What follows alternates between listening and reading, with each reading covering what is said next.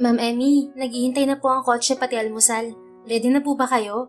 Sumilip sa bahagyang nakaawang na pinto ng kanyang silid ang isa sa dalagitan nilang kasambahay na si Maymay. Mabilis niyang binitiwan ng hawak.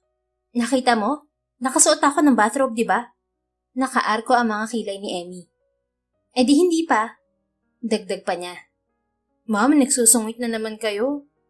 Hanggang sumapatingin ang dalaga sa bagay na iniwan niya sa kama. Kaya naman pala ang sungit niyo, may dalaw po pala kayo. Pagtukoy nito sa menstruation niya. Mabilis na kumunot noo si Emmy at hinirap si Maymay. Kasambahay ka ba rito o reporter? Ang dami mong tanong. Ano po ba ang gusto niyong almusal, ma'am? Katahimikan. Sagot niya at ngumiti. Wait, inirapan mo ba ako, Maymay? Nakataas ang kilay na tanong ni Emmy nang makitang umirap ito. Hindi po, ma'am. Sige po, ipapahanda ko na ang mesa. Tumalikod na si Maymay at humakbang. Napakasungit naman ng matandang dalaga na to. Yun ang narinig ni Emmy sa nakatalikod na kasambahay, kaya naman agad nag-init ang bumbunan niya. Anong binubulong-bulong mo dyan, Maymay? Tanong niya na ikinagulat nito. Ma'am? Takot na harap ng dalaga. Ano? Alis na! Taas noong utos niya habang nakapamewang. Nagmamadali namang umalis ang dalagita. Nang mapag-isa ay napasulyap si Emily sa kama. Naroon ang hindi niya nabawasang sanitary pads. Kinuha niya yon bago umupo sa kama. Sandali pa niyang sinulyapan ng kalendaryo. Hindi pa rin siya dinadatnan hanggang ngayon. Nang makatapos ng almusal ay agad sumakay ng kotse si Emmy para magtungo sa kanyang kumpanya, ang Capistrano Innovation Company. Isa itong multi-billion software development company kung saan ang expertise nila ay mobile app development services at iba pang may kinalaman sa teknolohiya. Malalaking kumpanya ng mga sikat na cellphone and computer company sa iba't ibang bansa ang kliyente ng Capistrano Innovation. Marami rin silang magagaling at matatalinong empleyado sa hani ng mga programmers, software engineers and architects, software designers at iba pa. Hindi basta-basta tumatanggap si Emmy ng putyo-putyo na empleyado. Maganda siya, matalino. Nagtapos ng software architect at mahusay din sa negosyo na minana pa niya sa kanyang mga magulang. Pagdating sa kumpanya, agad siyang pinuntahan sa opisina ng kanyang kaibigan na si Jolly Villanueva. Ito ang matalik na kaibigan ni Emmy simula sa pagkabata. Ito rin ang COO ng kumpanya niya. Ikinuwento na niya rito ang pagka-delay ng buwan ng dalaw niya. This period ka na naman? 3 months na yan, Emmy ah. Nababahalang sambit nito. Sige, ipagsigawan mo pa. Anas niya. Busit siyang sumandal sa swivel chair. Baka pregi ka na, bestie. Nakangiting panunukso pa ng kaibigan. Nuknukan ng lalim naman agad ng linya ng noo ni Emmy. Paano ako mabubuntis? Sige nga. Asar niyang wika kay Jolly. Hindi niya alam kung naaasar ito o nakakalimot na wala siyang naging nobyo kahit kailanman. Oo nga pala, hanggang ngayon single ka pa. Alangan namang mabuntis ka ng mag-isa. Unless, ikaw ang susunod kay Mama Mary. Napairap si Emmy sa pinagsasasabi ng kaibigan. Nahagip ng tingin niya ang kalendaryong kumakaway sa kanya. Napaigtad siya nang hampasin ni Jolly ang mesa niya. Alam ko na, Emmy. Hindi ba 45 years old ka na? Alangan siyang tumango. Humampas pa ito sa hangin matapos siyang sumagot. Parang tumpak na tumpak ang nasa isip. Baka nag-retired na yung matres mo, bestie. Anong retired? Retired as in wala nang dadalo sa'yo kada buwan. Sarado at nakalak na. In short, menopause sa sandali. Itinaas niya ang kamay habang naguguluhan sa judgment ni Jolly. Emmy, 45 ka na. Pag ganyang edad nasa menopausal transition na yan. Paglilinaw pa ni Jolly. Napatitig siya sa kung saan dahil sa pagkabigla. Sinabi ko na sa'yo, mag-asawa ka na, di ba? Puro ka kasi trabaho at paano ako mag-aasawa? Ni boyfriend nga wala ako. Mas stress niyang putol. Ipinatong nito ang siko sa mesa niya at pinakatitigan siya sa mata. Paano ka naman kasi lalapitan ng mga boylet? Laging nakaabang yung pangil mo. Parang lagi mo silang kakagatin, Emmy. Maano ba namang ngumiti ka rin kahit minsan lang? Nakaka-intimidate kasi ang aura mo. Hoy, Jolly. Alangan namang ngumiti ako at tumawa kahit hindi ako masaya. Tigilan mo nga ako. Hindi ko kailangan magpaka-plastic para lang magpapansin sa mga lalaki, no? Yan, ganyan. Kaya ka hindi magkaasawa dahil dyan sa pride mong mas matayog pa sa building ng kumpanya mo. Sayang yung ganda mo lalo na yung matres mo, Emmy. Hanggang sa matahimik sila, parehong nag-iisip ng gagawin. Sinulyapan niya si Jolly. Magkasing edad lang sila nito. Ang kaibahan lang, nasa tahimik na itong kalagayan. May asawa at 2 anak na. Sa batch yata nila ay siya na lang ang natitirang dalaga. Matandang dalaga na nga ang tawag sa kanya ng mga visit sa kanyang mga empleyado. Simula kasi nang makapagtapos siya ng kolehiyo, ay sinubsob na ng dalagang dalaga at fresh na si Emmy ang sarili sa trabaho. Hanggang sa namalayan na lang niya na 45 na pala siya. Single at virgin pa rin. Ngayon, baka nga tama ang kaibigan na malapit na sa finish line ang menstrual cycle niya. Ano pang magagawa niya? Hindi naman niya gustong mag-isa. Gusto niyang magkaanak. Pero saan siya hahanap ng asawa? Wala siyang kilalang matino. Yung kaedad niya. Mabango, may pera para hindi niya palamunin. Bonus na lang kung gwapo. Hindi naman niya mapapakinabangan ng muka. Hindi naman niya yun maisasanla. Mas importante sa kanya ang magandang ugali at stable na sa buhay na gaya niya. Kahit hindi kasing yaman niya, basta hindi batugan at tambay. Anong gagawin ko kung talagang nasa menopausal stage na ako, Jolly? Alangan niyang tanong. Di pumasok ka sa kumbento. Ikaw kasi ang dami-dami kong nirereto sa'yo. Napaka-choosy mo. Kesyo ganito, kesyo ganyan. Ayan tuloy, may iwan ka na ng biyahe sa sobrang pihikan mo. Naabutan ka na ng closing hours. Mahabang sermon ni Jolly na tinitiis na lang niya kahit na nagpapanting na ang kanyang 2 tenga. Paano ko naman magugustuhan ng nirereto mo, bestie? Bukod sa mga gurang na hindi magaganda ang ugali. Hindi si Mr. Luis sinabi ko mag-date kayo pero ayaw mo. Jolly naman, senior na yun. Baka mabiyuda naman agad ako. Wala bang mas matino? Mayaman naman yun, best. Ewan ko sa'yo. Ganito na lang. Hindi ka naman OB-gynecologist para hatulan ng matres ko. Kaya pupunta na lang ako sa klinik para malaman kung ano ang nangyayari sa akin. Ayaw kong maniwala sa'yo. Minsan hindi ka rin matinong kausap. Okay, sige. Maganda nga yan. Balitaan mo ako, Tumango naman siya rito. Pero hindi pa rin kumikilos si Jolly. Kaya itinuro niya ang pinto. Tsupe, alangan namang sahuran kita nang hindi nagtatrabaho. Pagsusungit niya sa kaibigan. Ayan, umaatake na naman ang pagiging masungit mo. Reklamo nito na may maasim na mukha bago tumindig. Labas na nga kung ayaw mong tanggalin kita. Hinawakan ni Emmy ang nabibinging tenga dahil sa sinasabi ni Jolly. Ikinampay pa niya ang kamay para palabasin ito.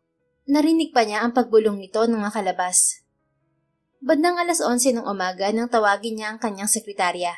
Pumasok ito ng opisinang ngiting-ngiti. Ilang linggo pa lang ito sa kumpanya dahil walang tumatagal sa kanyang sekretarya. Good morning po, ma'am. Bungad nito nang makapasok sa opisina. Jennifer, ischedule mo ka ng appointment sa klinik ni Dr. Fatima. Nagsulat naman ito sa hawak na notebook, hanggang sa may hanapin siyang file sa desk. Nasaan yung hinihingi kong report from finance? Tanong ni Emmy. Wala po ba riyan, ma'am? Itatanong ko ba sa'yo kung nandito? Pilosopo niyang tugon nang huminto siya sa paghahanap at tingalain ng sekretarya. Napunit ang ngiti nito sa pagtataray niya. Get out! Walang sabi-sabing taboy niya rito. Nang lumabas si Jennifer ng opisina ni Emmy ay parang pinagsakluban ng langit at lupa ang imahe ng babae. Dumiretso ito sa empleyadong nasa lobby na naghihintay ng iba pang kasamahan para sabay-sabay na mag-lunch break. Ang hirap makatrabaho ng matandang dalaga na yun. Reklamo ni Jennifer sa ibang empleyado. Pupusta ako. Nasungitan ka na naman, no? Ano pa nga ba? Pabago-bago siya ng mood. Ubod ng sungit. Nung isang araw naman di namamansin. Mas madalas na pilosopo. Lagi ding nakasimangot. Yung taas ng kilay niya abot hanggang hairline. Sunod-sunod na sumbong ng sekretarya sa kausap. No wonder walang tumatagal sa kanya. Toxic kasi. Palibhasa, single, walang boyfriend. Walang sweetness sa katawan, puro pait. Sang-ayon ng isa pang kasama ni Jennifer. Nag-apiran pa ang mga nagtatawa ng mga empleyado na pare-parehong nagkakasundo sa panghuhusga kay Emmy. Wala kasing pleasure si Tanda. Malamang virgin pa yun. Tingin niyo regular pa kaya ang dalaw niya? Ani Jennifer. I wonder kung may makipag-date pa sa tulad niyang matandang dalaga na wala ng Naputol ang usapan ng mga ito nang may dahan-dahan na pumalakpak. Umalingaw-ngaw yun sa lobby. Napatingin ang lahat sa CEO. Gigil ang ngiting ipinakita ni Emmy sa mga empleyadong pinagpipiyastahan ang buwan ng dalaw niya. I wonder din kung may mag-hire pa ng mga tulad yung mga empleyado kapag nalaman ng karakter nyo. How was that? Sarkastikong anya sa mga ito. Ma'am, hindi na pinatapos ni Emmy na magpaliwanag si Jennifer. Zip your mouth. Hindi ko kayo pinapasahod para pagchismisan tong matres ko. Kahit pa ang love life ko. Sermon niya. Parang tataas na ang presyon niya dahil sa galit sa mga empleyado niyang palagi na lamang siyang pinagchichismisan. Isa-isa niyang tiningnan ng mga empleyadong hindi lang buhay pag-ibig niya ang nilalait, maging ang kanyang edad. Mabuti na lang umatras siya sa paglalakad kanina nang marinig ang pangalan niya habang nag-uusap ang mga ito. Kung ayaw niyo ng masungit na boss, nakita niyo yon? Itinuro ni Emmy ang babasaging entrada ng kumpanya. Wala namang makatunghay na empleyado. Lahat ng naroon sa harapan niya ay nakatungo. Bukas na bukas yun. Kasyang-kasya kayo kahit sabay-sabay pa. Saad pa niya. Emmy, patakbong sumaklolo si Jolly sa komosyon. What's happening here? Bulong nito at sinulyapan ng mga empleyadong parang mga basang sisiw. Fire them. Ayoko na silang makita pagbalik ko. Seryosong utos niya sa kaibigan sabay alis. Binalingan naman ni Jolly ang mga napagalitang empleyado. Kayo kasi, alam niyo ng kampo ng kadiliman, pinalalabas niyo pa ang sungay. Paninisi ni Jolly sa mga ito na walang nagawa kundi magbalikan sa pwesto para likumin ang mga gamit para umuwi na. Sa balkonahin ng opisina nagdiretso si Emmy. Pigil-pigil niya ang luha. Hindi naman siya iyakin noon. Pero ngayong nagkakaedad na siya, mas bumababaw ang luha niya. Alam naman niyang hindi siya ganoong kabuting tao. Kahit sa sarili ay hindi niya alam kung bakit mas nagiging sensitive siya. Matapos ang trabaho ay nagdiretso si Emmy sa klinik ng OB na tinawagan niya kanina para sa appointment. Ngayon ay kinakabahan niyang kaharap ang doktor na binabasa sa kanya ang resulta ng pag-eksamin sa kanya. You're in your menopausal transition, Miss Capistrano. Pagbibigay alam ng doktora. Menopausal? Naiiyak niyang ulit. Yes, the menopausal transition begins in between ages 45 to 55. Ang mga babaeng nasa gantong estado sumasailalim sa physical at hormonal changes. Nagsimulang magsulat ang doktora. Pinagpapawisan ka ba sa gabi, Miss Capistrano? Tanong nito sa kanya matapos magsulat sa isang papel. Hindi naman po. Hirap ka ba sa pagtulog o pabago-bago ng mood? Tumingala ang may edad na OB-gynecologist sa tulalang pasyente. Miss Capistrano, untag nito. Magkakaanak pa po ba ako, doktora? May luhang tanong ni Emmy. According to you, 3 buwan ka nang hindi nakakaroon ng dalaw. Sabi mo, irregular talaga ang menstruation mo. In case na lumampas ng 5 weeks hanggang 1 taon at hindi ka pa nagkakaroon, it means na sa perimenopausal stage ka na. Kung lilipas pang taon, mawawalan ka na ng kakayahan na magkaroon ng anak.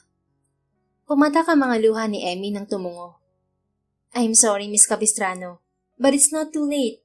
If you really want to have a baby and you want it in a natural way, hindi imposibleng magkaanak ka bago ka dumating sa menopausal mo. Kung may maipapayo man ako sa'yo, subukan mo pa rin na magkaroon ng intercourse sa isang lalaki. May mga case na gaya mo na nagkaroon sila ng anak bago tuluyang mag-menopause. Ang tawag doon, menopause baby. Paliwanag ng doktora. If you have any question, just ask me. Wala na po. Salamat po, Dok. Maya-maya pa'y nagpaalam na siya sa doktora. Tahimik ang pag-iyak ni Emmy habang nasa loob ng kotse. Mahigpit ang kapit niya sa manibela. Anong gagawin ko? Hagulgol niyang tanong sa sarili. Bagsak ang mga balikat niya nang makauwi at makapasok sa madilim nilang bahay. Diretsyong tinungo ng mga paa niya ang silid ng kanyang ina na si Helen. Emily, anak! Tawag ng mama niya. Nakahiga na ito sa kama para matulog. Ngumiti siya ng pilit at hinawakan ng kamay ng ina. Sa edad na 74 ay hirap na itong kumilos. Nasaan ang boyfriend mo, anak? Mama naman, ilang taon yun ang tinatanong yan. Pigil ang luha niyang biro nang punasan ang luhang lihim na tumulo. Hindi ako mapapagod na itanong yan sa'yo. Please don't be an old maid, Iha. You're beautiful and kind, and you deserve to be loved. Inilagay niya ang pisngi sa kamay ng ina. Gusto kong makitang nakasuot ka ng wedding dress, anak. Gusto kong magkaroon ka ng makakasama sa buhay. Mama, bago ako mawala sa mundo, gusto kong makita kitang maging isang ina, anak. Ngumiti pa si Helen matapos ang mga hiling na yon. Ang mabuti pa matulog ka na po, Mama. Good night. I love you, Mama. Lambing niya sa ina. Hinagkan niya ito sa noo. Kinaumagahan sa kumpanya ay nagmamadali si Jolly na tumabi sa mga nakahanay na mga empleyado. Nakasilip at nakaabang lahat sa pinto ng opisina ng CEO. Rinig nila ang nagagalit na amo sa loob. Ano, may sunog ba? Tanong ni Jolly sa mga kasama sa opisina. Leave! Iyon ang umalingwangaw na sigaw ni Emmy mula sa loob ng opisina. Sino bang kaaway nun? Tanong ni Jolly sa mga katabi. Si Secretary Minchi, yung bagong hired. Kanina pa yan, Miss Jolly, sigaw ng sigaw. Sumbong ng isa. Sabay-sabay pa ang mga itong yumuko nang marinig ang malakas na kalabog. Hanggang sa lumabas ang mangiyak-ngiyak na sekretarya. Hinarang naman ito ni Jolly. Diyos mio, anong nangyari, Minchi? Nagtatakang tanong nito. Hindi ko na ho kayang pakisamahan si Ma'am Emmy, Miss Jolly. Bukod sa ubod siya ng sungit, paiba-iba siya ng mood. Sumbong ng sekretarya na tumakbo papalayo. Pareho lang ng lahat ng nagdaang sekretarya ang daing ng mga ito. Kahit na nakakatakot ay kumatok pa rin si Jolly sa pinto.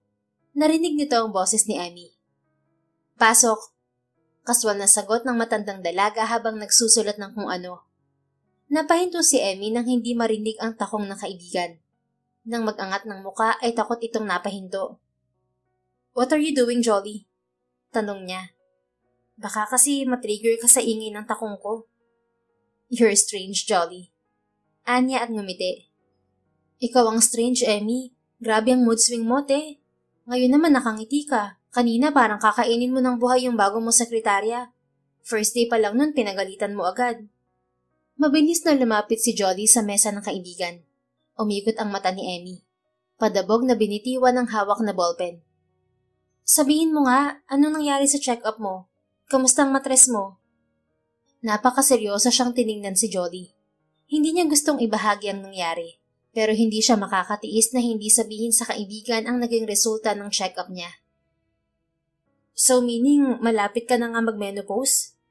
Gulat na tanong ng kaibigan matapos niyang ikwento ang naging eksaminasyon ng doktora kahapon. Marahan siyang tumango. Kaya naman pala. Anong kaya naman pala? Kaya naman pala ganyan ka, ubod ng sungit. Kung 10 times lang dati ang sungit at mood swing mo, 20 times ngayon. Ganyan-ganyan ang tumatandang dalaga sa probinsya namin noon, bestie.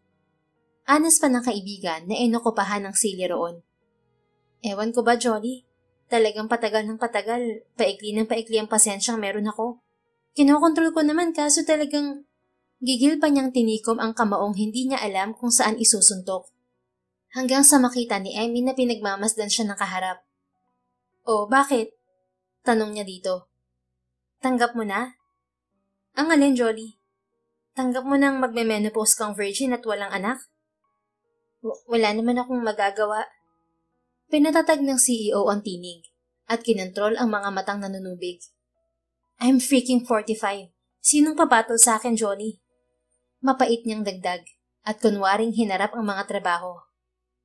Why don't you try a one-night stand? Hindi naman ako desperada, Jolly.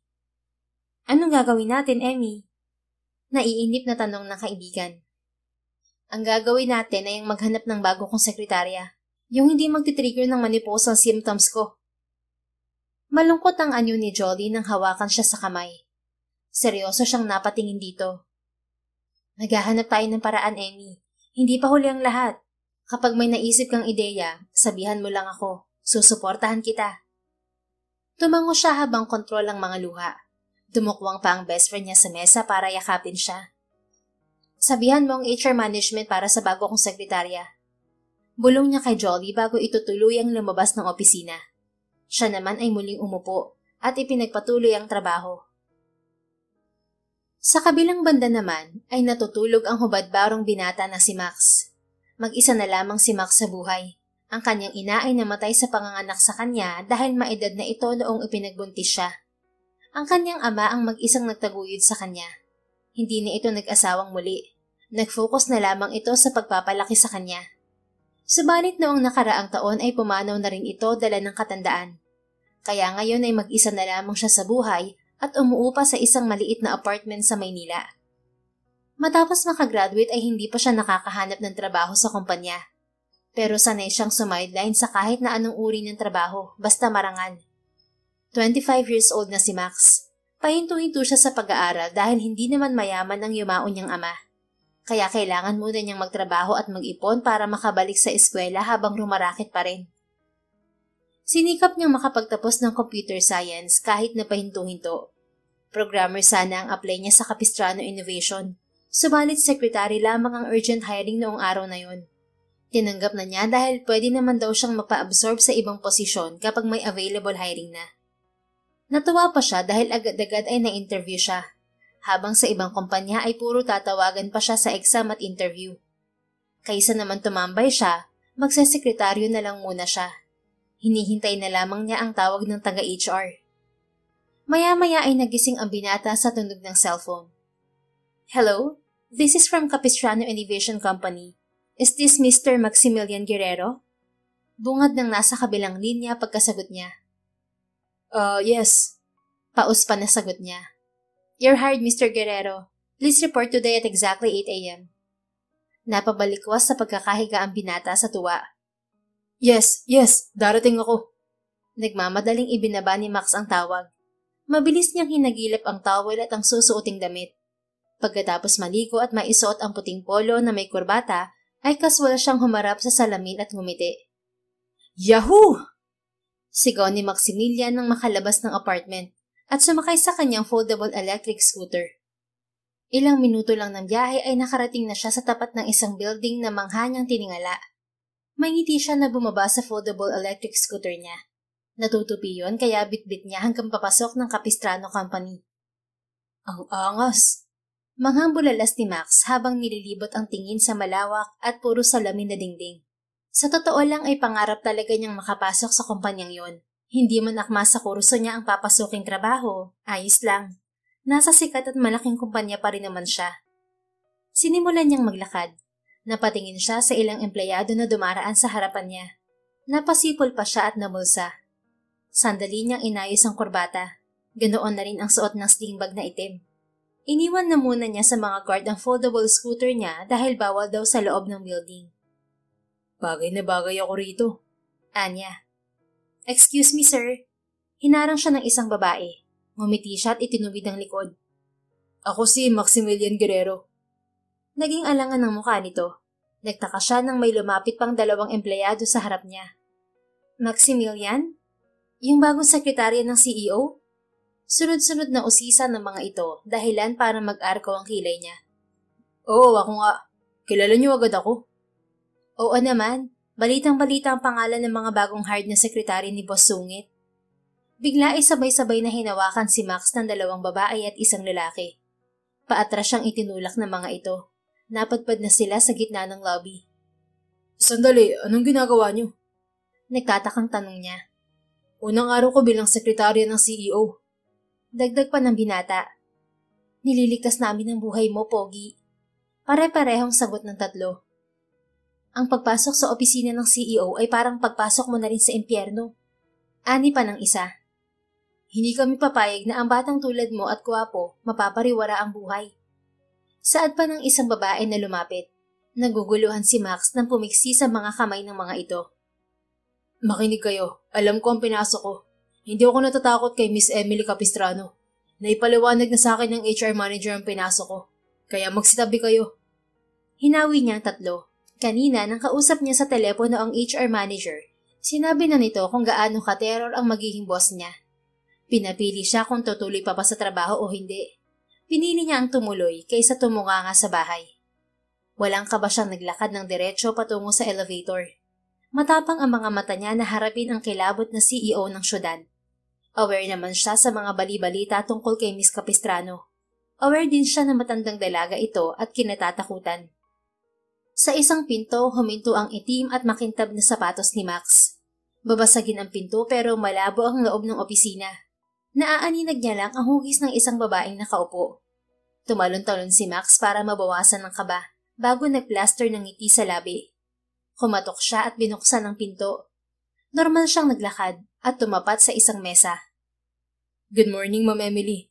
I'm Maximilian Guerrero, 25 from Quezon City, reporting as your executive secretary. Magiliw na pakilala niya sa bagong boss. Walang emosyong tiningala ni Emmy ang bagong sekretaryong parang sundalong tayong-tayo sa harap nito. Na may motto na, just call my name and Max will be there. Patuloy ni Max. Nagtama ang tingin ng dalawa. Nice meeting you po, ma'am. Magalang at natutuwang inabot ni Max ang palad sa babae. Nawala ang ngiti ng binata nang iabot sa kanya ng magiging amo ang isang company identification card. Muli siyang napangiti ng kuhanin yun. Salamat, ma'am. Itong ID lang na to ang tatanggapin ng leeg ko. Saad ni Max habang isinusuot ang ID sa leeg. Napakunot noo si Emmy nang halikan pa ng sekretaryo ang ID. Umiling na lang ito at may kinuhang folder. Hey, bago pa maupod yung uso mo dyan, heto ang trabaho. Ibinato nito ang folder pero mabilis yung nasambot ni Max. Saan ang magiging mesa ko, ma'am? Bale walang tanong nito habang inaayos sa kamay ang folder. Sa labas. Formal na sagot ng matandang dalaga. Okay po, ma'am. Nice meeting you again. I'm ready and pleased to work with you, Ma'am Emily.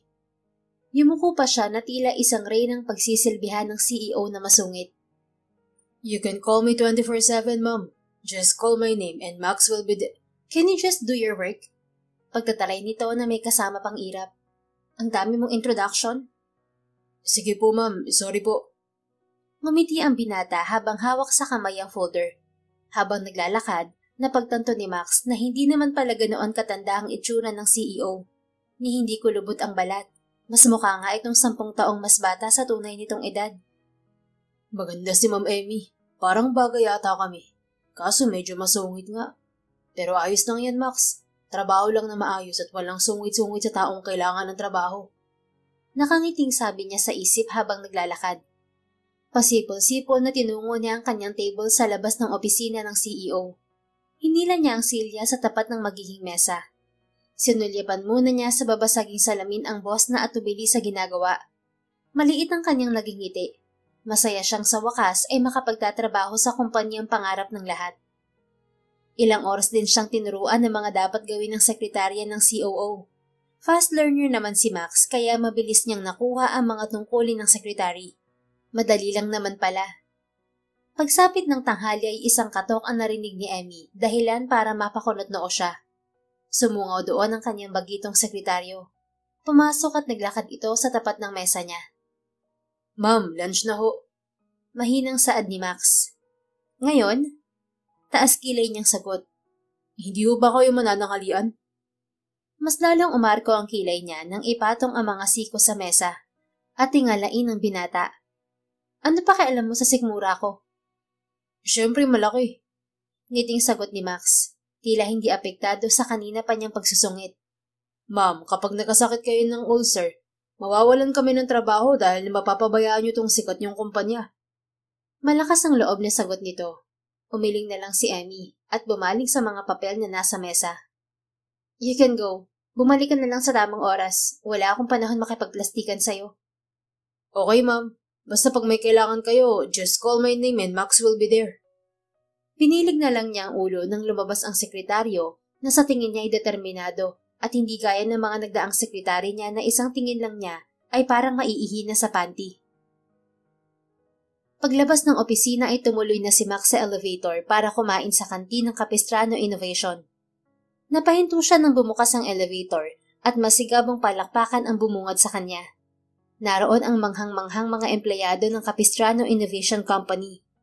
Nalilito siyang humakbang palabas ng elevator. Himala! Sabi ng isang babae na may katabaan. May himala! Sigaw ng kunwari na iiyak naman na babae na tila umaarte. May buhay na nakalabas sa opisina ni Tanda. Muling napuno ng palakpakan ng paligid. Papikit-pikit pa ang iba habang ginagawa yon. Ang OA niyo. Inikas ni Max ang braso na hawak ng binabae na siya ring humarang sa kanya kaninang umaga. Kaswal siyang naglakad. Susunod-sunod naman ang mga ito sa kanya. Anong reaksyon ni Tanda sa'yo, Max? Pinakita ba agad niya ang sungay niya o binugahan ka ng apoy? Halos pare-parehong tanong ng ilang babae. Nakarating na sila sa staff canteen sa loob ng kanilang kumpanya.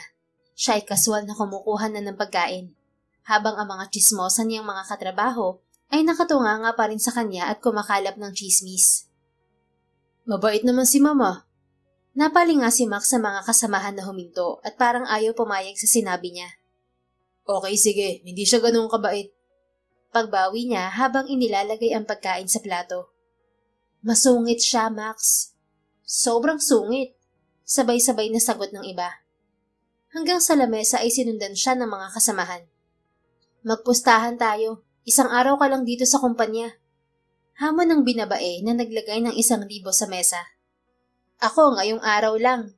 Isang babae ang nagpato din ng 2,000. Kinuha naman ni Max ang mga pera habang humunguya. Akin na to. Talo kayo dahil kahit anong mangyari, magtatagal ako ng sekretary ni Ma'am Emily. Tugon ng binata at ibinulsa ang pera. Sus, ibabalik mo rin yan sa amin kapag natikman mo na ang pangis ni Tanda mamaya. Hindi pa tatalong wika ng binabae. Tignan na lang natin. Sige, kumain na tayo at baka mahuli pa tayo sa opisina. Wika na niya sa mga ito para tantanan na siya. Bandang alauna ay isang katok sa pinto ng opisina ang narinig ni Emmy, dahilan para mapapikit siya sa inis. Ma'am, ano na naman, Mr. Maximilian? Singhal niya. Nagtungo si Max sa mesa niya habang may bitbit na kung ano. Para sa inyo po ito, ma'am. Anong gagawin ko riyan? Nakataas ang isang kilay na tanong ng CEO. Ano ho bang ginagawa sa pagkain? Balik tanong nito. Umikot ang mga mata niya sa inis. Ilang oras pa lang ang tinatagal ng binatang to ay napipikon na siya. Lunch niyo po ito. Ito po oh. Kinuha ni Emmy ang ilang folder sa mesa at inabot sa lalaki. Tinanggap naman nito yon. Ibigay mo yan sa marketing team. Yes, ma'am. Sige na, at dalhin mo yung pagkain sa labas. Yumuko na siya pagkasabi niyon. Pero ma'am... Pwede ba? Nagulat si Max sa sigaw ni Emmy. Nakita niya ang galit sa mga mata nito. Ngumiti pa rin ang binata. Sige ho, kapag nagutom kayo, nasa lamesa ko lang ho itong pagkain.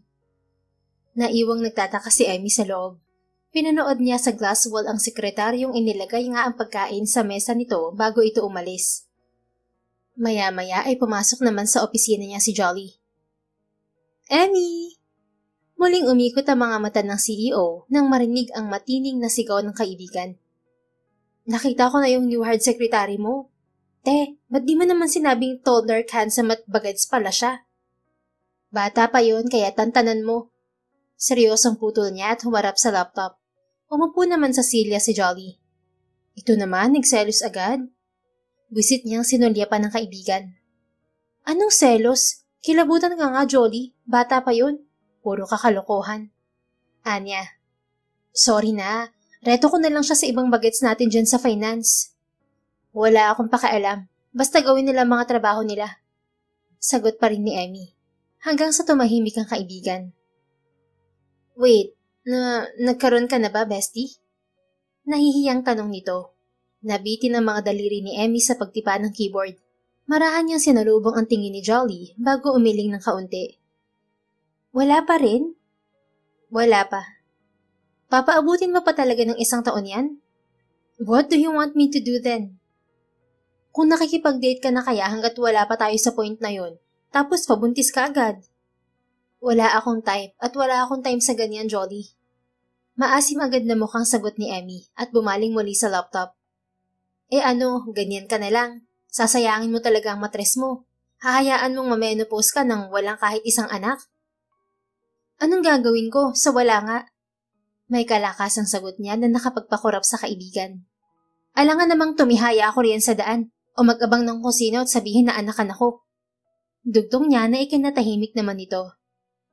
I'm trying to accept things slowly. May nahong ani Emmy sa kaibigan. Samantala, hindi na naituloy pa ni Max ang pagpasok sa opisina ni Emmy nang marinig ang pag-uusap ng dalawa. Naging maingat ang pag-atras niya. Malalim ang iniisip ng binata habang nasa mesa. Nagulat pa siya nang lumabas sa pinto ang amo. Ma'am, bati niya. Sumama ka sa akin, may meeting ako.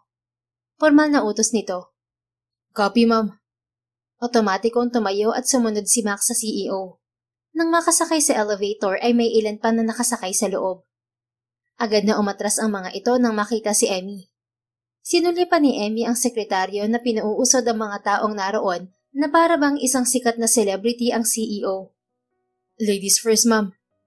Napailing na lang si Emmy. Sumunod at nagsumiksik si Max para magtungo sa likuran ng kanyang boss. Habang nasa unahan niya ang CEO, ay amoy niya ang mabangong amoy ng babae. Hindi may iwasan ni Max na pagmasdan ng among nakatalikod. Hagod-hagod niya ito ng tingin. Hanggang sa maalala niya ang narinig na usapan nito at ng COO. Hindi niya maiwasang mapakunot noo.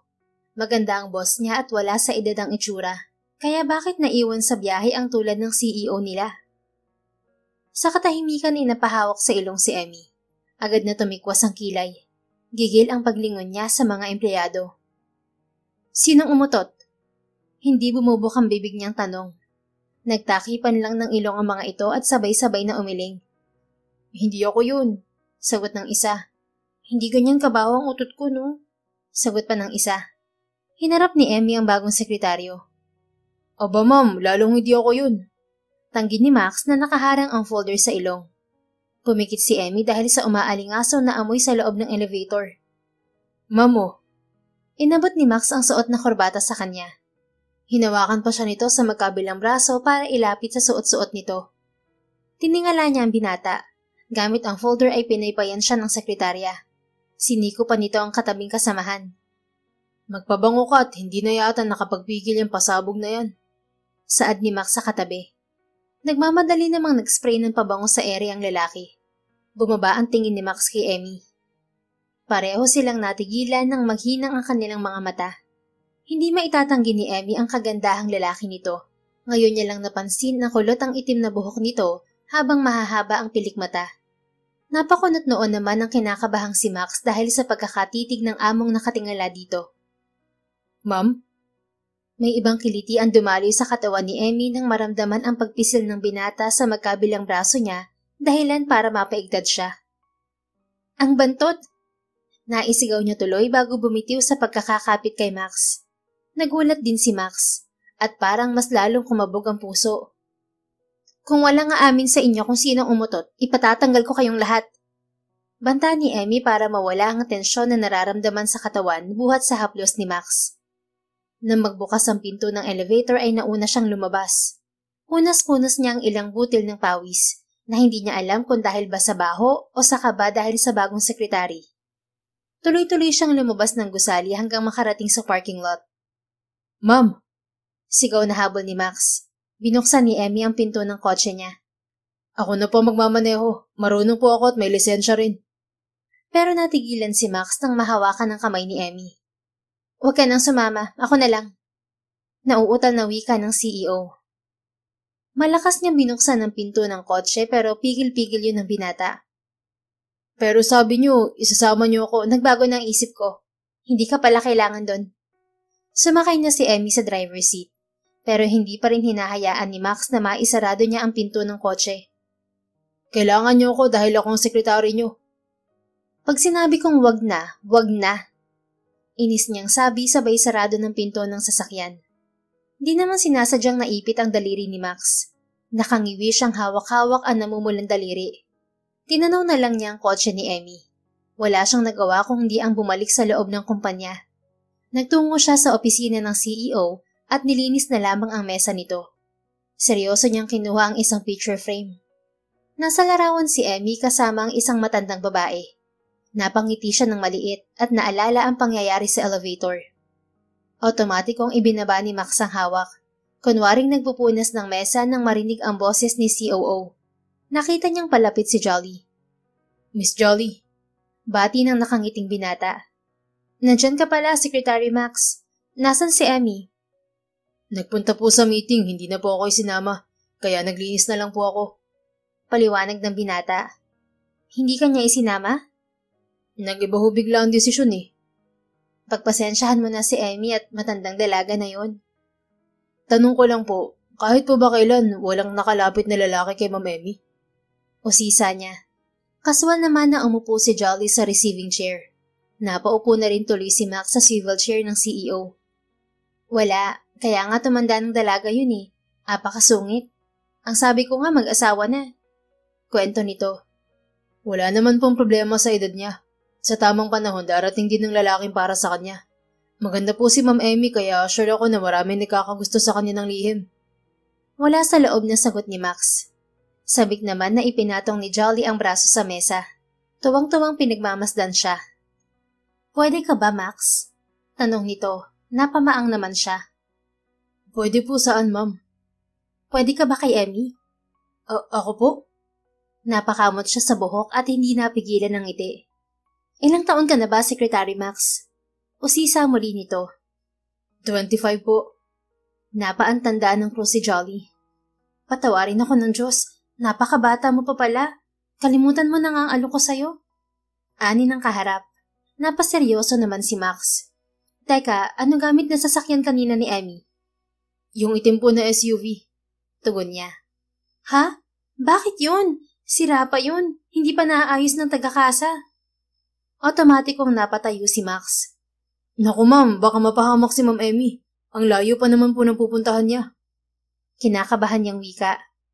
Naku, baka umusok na lang bigla ang kotse niya at masunog. Shock! Nag-aalala ang ani rin ni Jolly. Kasalukuyang nagmamaneho si Emmy sa kahabaan ng highway. Medyo malayo ang lugar kung saan gusto ng investor na makipag-meeting. Mrs. De Los Santos, darating ako riyan para sa meeting. I'm actually on my way. Kausap ni Emmy sa isang interested investor mula sa earphone. Hanggang sa naging mabagal ang pag-usad ng kotse niya at tuluyan yung huminto. Nagtataka siyang sumulyap sa rearview mirror. See you, Mrs. De Los Santos. Paalam niya sa kausap. Inalis niya ang nasa tenga at bumaba ng sasakyan. Napamura siya nang makita ang umuusok na harapan ng kotse. Pwisit talaga, ngayon ka pa nasira. Namewang siya, kaliwat kanan na tiningnan ang tahimik at mahabang kalsada. Malayo-layo na siya sa pinanggalingan. Dapat yata nagpasama ako sa Max na yun. Naibulong ni Emmy sa sarili. Hanggang sa sumagi sa isip niya ang eksena sa elevator kanina. Bakit ko naman kakailanganin ng tulong niya? Tumanda na nga ako sa pagiging CEO at independent. Dugtong niya at umiling-iling. Sa Capistrano Innovation ay nagkakagulo ang mga naiwan ni Emmy sa opisina sa admin department. Miss Jolly, confirm po, wala pa si Ma'am Emmy sa rest house ng investor. Report ng sekretarya ni Jolly. Naroon silang lahat sa lobby. Kinakabahang sumulyap si Max sa labas. Madilim na at may ilang oras nang nasa daan si Emmy. Hanapin na natin siya. Ani Jolly sa lahat ng kasama. Binalingan nito ang isang admin staff na lalaki. Robert? Miss Jolly, tapos na po ang working hours ko. Sagot agad nito. Nilingan ni Jolly ang isa. Ma'am, hindi po ako marunong magmaneho. Tumawag na lang po kayo ng company driver o kaya Grab. Nakayukong saad ng lalaki. I already did. Walang available drivers and van. Lahat nasa labas na for drop-off and pick-up ng mga employees. Rush hour kaya walang nakakabalik pa. Fully booked din ng Grab. Yung husband ko naman nasa trabaho pa. Napatingin ng lahat kay Max na hinubad ng sling bag. Basta na lamang nito yung binitiwan sa sahig. Ako na maghahanap kay Ma'am Emmy. Seryosong anya. Dire-diretso siyang lumabas ng kumpanya. Naiwan namang tulala ang lahat at nagtataka. Siya lang kasi ang kusang lumabas para sa CEO. Hindi naman makaalis si Jolly dahil kapag wala si Emmy, ito ang in charge sa kumpanya. Sumakay si Max sa foldable electric scooter. Hindi niya alam kung saan naabot ang charge nito.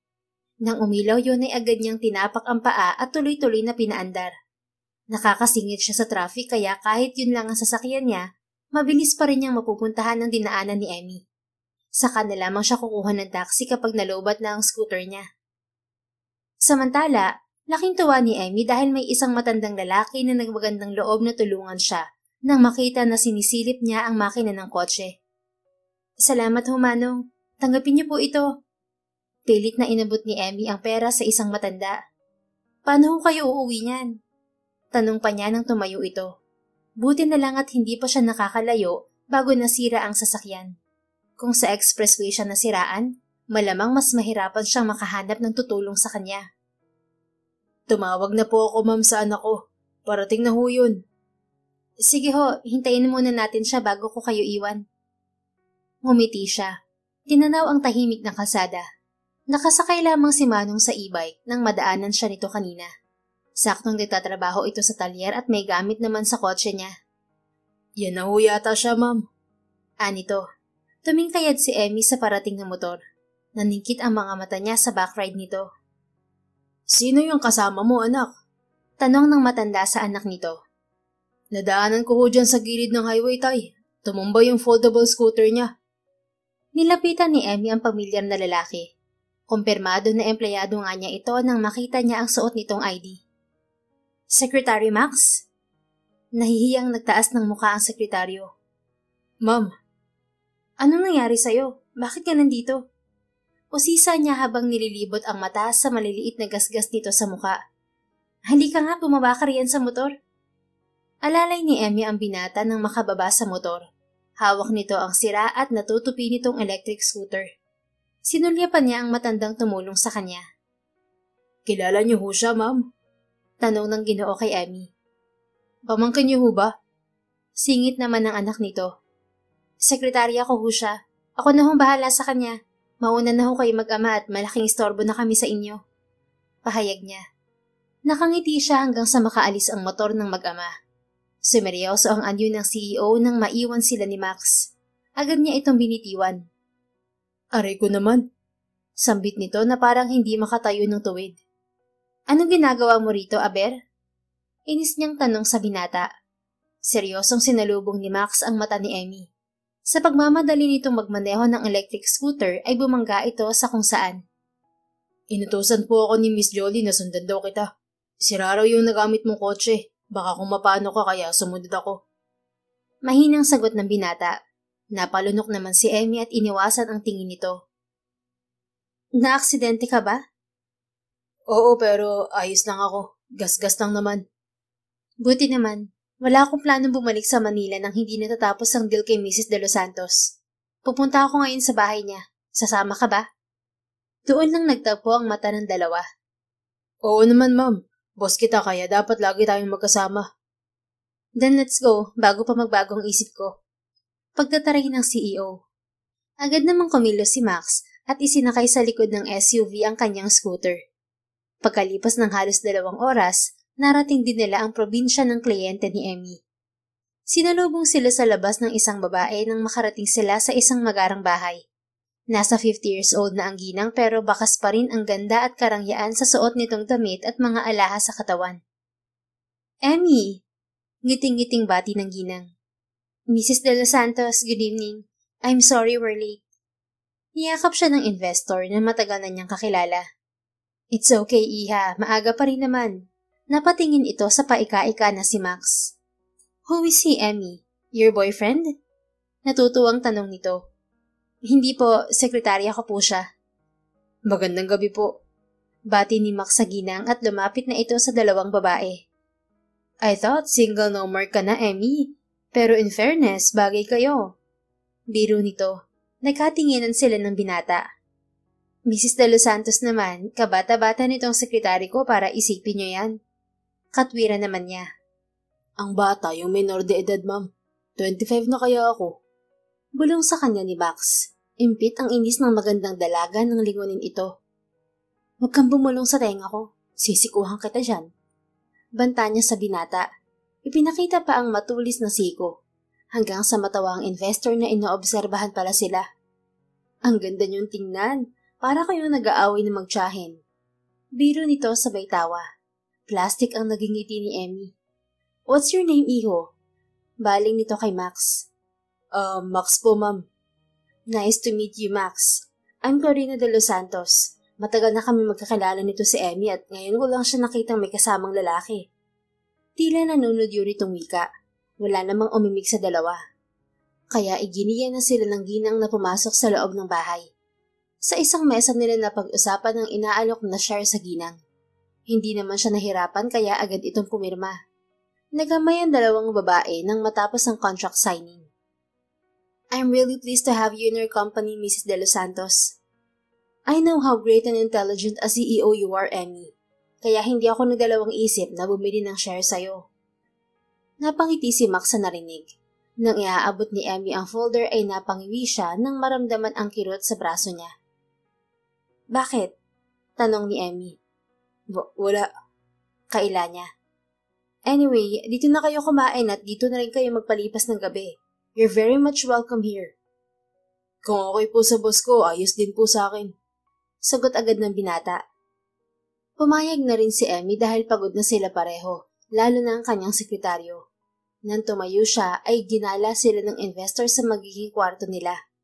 Habang si Max naman ay may isang kasambahay na nag-aalalay sa tutuluyan nito.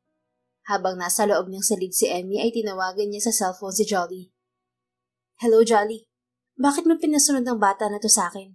Anong tingin mo sa akin? Hindi ko alam magagawin kapag nasiraan ng sasakyan? Bungad agad ni Emmy sa kaibigan sa kabilang linya.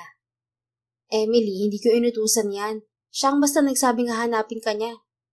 Sagot nito na ikinatigil niya. Wala kang gustong sumunod sa'yo ni empleyado rito eh. Si Max lang ang may pusong natitira para sa'yo. May parte sa puso ni Emmy ang tila hinaplos buhat sa narinig, na si Max lang ang handang magmalasakit sa kanya. Nagpa siyang puntahan ito. Napahinto si Emmy nang buksan ang pinto ng kwarto ng binata. Kitang-kita niya ang mabatong likod ni Max. Parang nanuyutuloy ang lalamunan niya dahil sa nakita. Pumihit naman ang binata. Ma'am, bati ni Max. Nag-arko ang kilay ni Emmy nang makita ang malaking sugat sa braso nito. Anong nangyari sa braso mo? Wala, ma'am. Matanda na ako pero hindi pa naman malabo ang mata ko, Max. Nakuha mo ba to sa aksidente? Lumapit siya at hinabrot yun. Natigilan si Max nang tingalain ito ng babae. Hanggang sa itulak nito ang binata paupo sa kama. Babalik ako. Kukuha ako ng gamot. Hindi nakagalaw si Max hanggang sa makabalik si Emmy na may dala ng gamot. Umupo siya at marahang dinampian ng bulak ang sugat ng sekretary. Hindi mo naman ako kailangang sundan, Max. Huwag kang masyadong sumipsip at wala kang mapapala sa akin. Hindi naman yun ang ginagawa ko eh. Bakit ka nga nandito? Muling natahimik si Max, lalo na ngayon na magkadugtong ang mata nila ng matandang dalaga. Hindi rin ito alam kung bakit nakaramdam ito ng pag-aalala sa CEO. May kakaiba sa babae na hindi nito alam kung ano. Pero para kay Max, espesyal ang katulad ni Emmy. Bumalik lang ang binata sa sarili nang tapikin ito ni Emmy sa pisngi. Wala akong panahong magpakanurse sa'yo, Secretary Max. Magbihis ka na at baka magkapulmonya ka. Bilin ng CEO bago lumabas ng kwarto. Nang makalabas ang amo ay sinulyapan ni Max ang braso. Naroon ang bandage na nakapagpangiti dito. Mukhang nagmamalasakit din si Emmy kahit na masungit. At may ibang saya ang puso ni Max dahil doon. Kinaumagahan ay nakipag-unahan si Max kay Emmy palapit sa kotse. Umagang-umaga ay nasa labas na agad ito at naghihintay sa CEO. Nagtatakang huminto naman si Emmy. Hanggang sa igiya siya nito sa passenger seat. May ngiting binuksan nito ang pinto. Ako na magmamaneho, ma'am. Ipaparanas ko naman sa'yo ang maging passenger princess. Malokong saad ni Max. Magrereklamo pa sana siya nang marahan siyang itulak nito sa loob ng kotse. Kaya nagtitimpi niyang pinagbigyan to. Hindi niya napigilang sulyapan ang braso ng tahimik na nagmamaneho ang sekretaryo. Kumusta yung sugat mo, Secretary Max? Ayos na po, ma'am. Huwag na kayong mag-alala sa akin. Ito nga nakakapagmaneho na ako. Excuse me, sinong may sabi nag-aalala ko? Pagkatama niya. Hindi po ba? May ngiti pa ring lingon ni Max. Pakialam ko sa'yo. Kinumusta ko lang dahil baka mamaya isumbong mo ang kumpanya sa dole na pinabayaan ka sa oras ng trabaho. Katwiran niya. Matapos sabihin yon ay tumanaw na si Emmy sa bintana ng SUV. Hindi naman siya nag-aalala sa lalaki. Mas tamang sabihin na nakokonsensya siya. Yun lang. Ma'am, hindi pa po ba talaga kayo nagka-boyfriend? Tanong ng sekretarya. Hindi. Bakit po? Anong bakit? Pareho nilang nilingon ng isa't isa. Bakit hindi kayo nagka-boyfriend maganda naman kayo?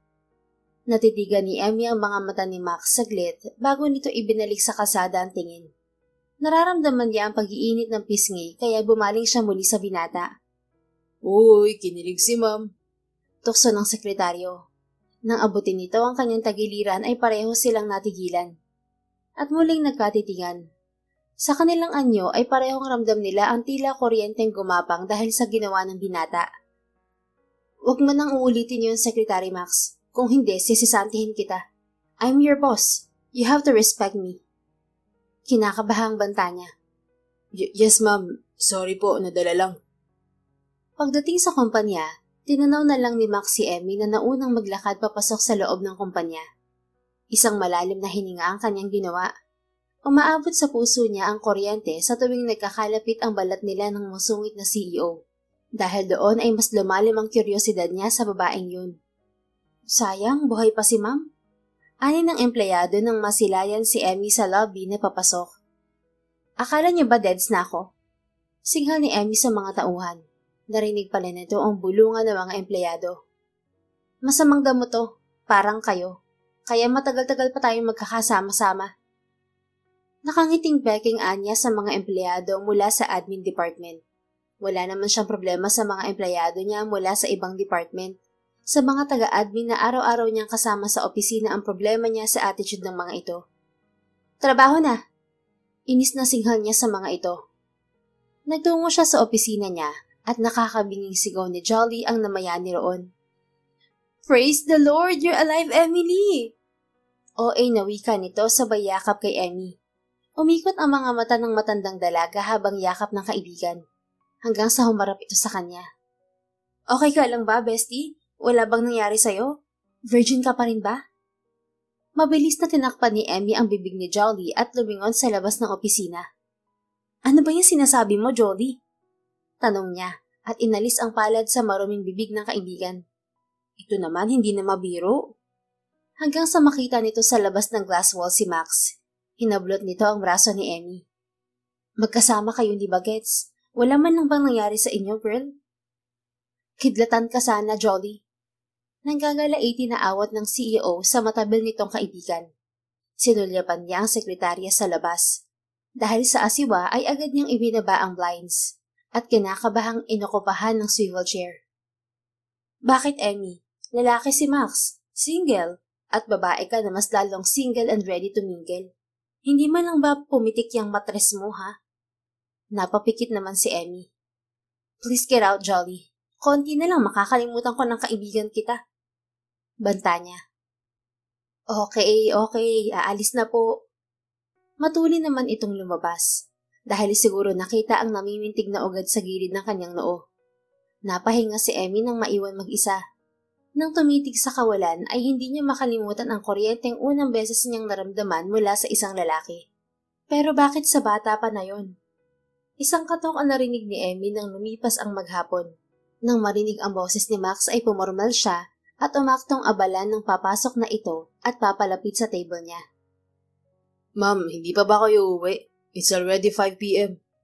Tanong ng binata na sumulya pa sa suot na relo. Huwag mo pakialaman ng oras ng pag-uwi ko. Kung tapos na ang trabaho mo, umuwi ka na. Hindi mo ako kailangang sabihan. Sagot nito.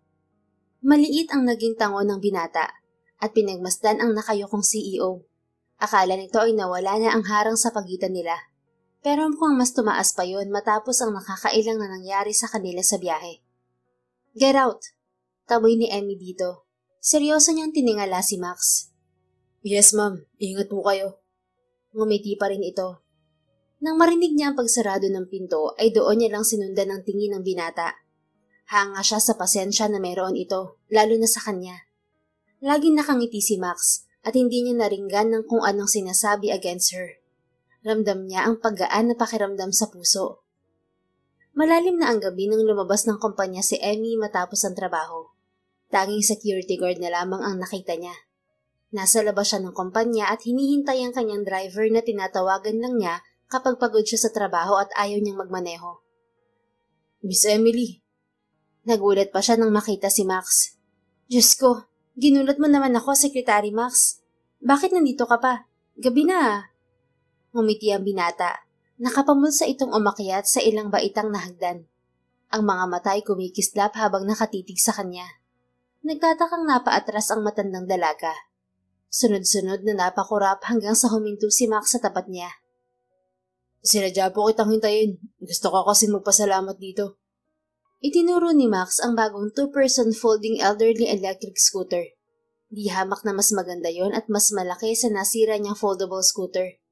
Nag-iipon pa naman siya ng pambili ng motor, pero malapit nang naman sa apartment niya ang Capistrano Innovation, kaya yung scooter ang ginagamit niya kaysa maglakad siya. Pilit na pinapormal ni Emmy ang muka. Kasalanan ko kung bakit nasira yung luma mo. Kaya nagpabili ako ng bago. Baka sumbatan mo pa ako eh. And no worries, company charge naman yan, not from my own pocket. Sumungaw ang ngiti sa labi ni Max. Kakaiba ang naramdaman nito nang malaman na galing sa hinahanga amo ang bago nitong sasakyan. Salamat pa rin po talaga, ma'am. Ang ganda po at mas matuling to. Uuwi na ako. Iniwasan ni Emmy ang magagandang mata ng binata. Mabilis siyang humakbang pababa ng hagdan. Ma'am Emmy, isasabay ko na kayo pa uwi. Wala pa rin ang driver mo. Sumakay na si Max sa electric scooter nito. Naitanong na ni Max sa gwardiya kanina kung anong oras uuwi si Emmy. At nalaman nito na nagpapasundo ang babae sa driver kapag gabing-gabi na umuuwi ng bahay. Wag na, wala akong balak na ipagsapalaran ng buhay ko dyan. Sagot niya habang nakatanaw sa malayo para hintayin ang driver niya. Pero agad naglakad si Max at pinaandar ang electric scooter saka huminto sa tapat niya. Napatitig siya sa mukha ng binata. Hanggang sa hawakan ni Max ang kanyang braso at hilahin. Wala siyang nagawa kundi ang iayos ang sarili. Napakapit siya sa likuran nito nang maramdaman ang pag-abante ng electric scooter. Maximilian! Hiyaw ng matandang dalaga dahil sa takot. Mahigpit ang naging kapit ng mga kamay niya sa tiyan nito, na alam niyang alaga sa ehersisyo dahil flat at may katigasan. Natagpuan niya ang sarili sa gitna ng kalsada. Kapag ako namatay, mumultuhin kita, Sekretary Max. Hindi yun mangyayari, ma'am. Mas binilisan ni Max ang pagpapatakbo. Ramdam nito ang mas mahigpit na yakap ng amo na talagang nagpasaya sa puso ng binata. Hanggang sa huminto ang binata sa gate ng bahay ni Emmy, na hindi naman kalayuan sa kumpanya. Interesado si Max sa CEO kaya pati address ay alam na nito. Sapo ni Emmy ang dibdib nang bumaba ng maliit na sasakyan na sa buong buhay niya ay ngayon lamang niya naranasang sakyan. Tiningnan niya ng masama si Max. Oh, bakit ma'am? Patay mali siyang tanong nito. Anong bakit? Ang tanda-tanda ko na tapos kaswal mong isusugal ang buhay ko? Ni hindi pa nga... Kusa siyang natigilan sa sinasabi. Never mind, umuwi ka na. Tumalikod na siya para pumasok sa gate. Ma'am Emmy. Huminto ang mga paa niya sa pahabol na sigaw nito. Huwag mong gawing dahilan ng edad para mag-enjoy sa buhay.